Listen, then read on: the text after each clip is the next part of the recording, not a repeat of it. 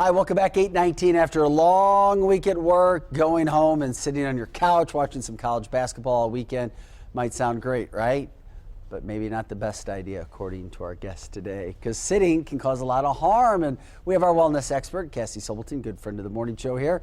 Good morning. Good morning. We're standing. We're standing. We're not sitting We're for doing the right thing. All right, we're talking about sitting and how it can be dangerous in a variety of ways. We're going to talk about this through our body. That's right. And actually give some experience from a scientific standpoint.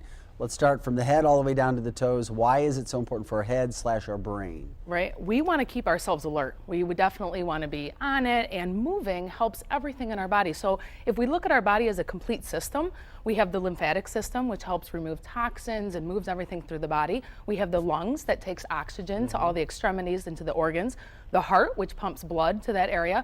So when we sit, we stop all of those processes, and many of us sit for jobs, right? Why do we stop? Why does that stop though when we're sitting? Because our body is made to move. So if you think about our arms and our legs, blood's not flowing as much. right. Is that the key? Yeah. And so we think about our arms and legs, and they're like pumps, and they get everything moving in our body. So when we sit, we stop that, and unfortunately, all those systems stop in our body, which is going to harm our health, all the way up to our brain. Right, our brain definitely gets foggy when we sit too long. That's why after eating a big meal and going back to your desk, you might end up getting tired and feeling lethargic. So we definitely want to keep things moving to get our whole body in the same rhythm. So I'm sure that affects what we hear is the most important muscle in our body, our heart. Our heart, absolutely, right? Yeah. We need blood circulating through our whole body. Blood actually pushes through and removes plaque from our body. We want to keep that moving as often as possible. And often people have cold hands or cold feet. We know that they have some circulation problems. So if that's the case, you can get up, you can start moving. You can definitely be more conscious of that and try to move as often as possible. I can also imagine, because we hear it so often, sitting, we get into bad posture. Horrible posture. This affects, I'm assuming spine is an important value too, right? Right, absolutely. So we always want to remember to bring our shoulders back and have an upright spine. When we're in our cars all day, when we're at our computers, we tend to do this forward motion. So doing some back bends is a really great thing that we can do for our body as well. What about in the lower half of the body?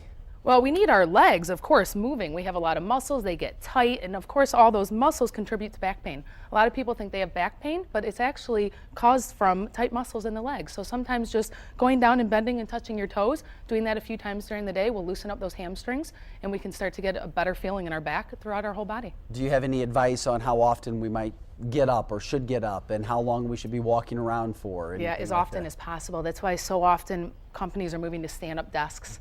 You know, being able to stand up. Do you like that concept? I love that concept. Do? Yeah, what about sitting on medicine balls and things of that nature? Yeah, those fitness balls, they're wonderful. Yeah, they engage the core, they make us move around a little bit. We have to open our legs a little bit more than maybe that cross-legged position that we're in a chair. So being able to move is important. If you are seated at a desk all day, maybe moving every 10-15 minutes. So maybe rather than having all your files right here at arm's reach, move them to the other side of the room. So you at least have to get up and go over there and grab them. All right, a yes or no question, putting you on the spot before we have to go. Should a 20-minute meeting or a conference meeting be held with people standing? Absolutely, and walking. There you go. Yep. Thanks so much for your time, Cass. We It was a appreciate pleasure. it. Interesting information. Guys, we'll send it back to you. Stand up.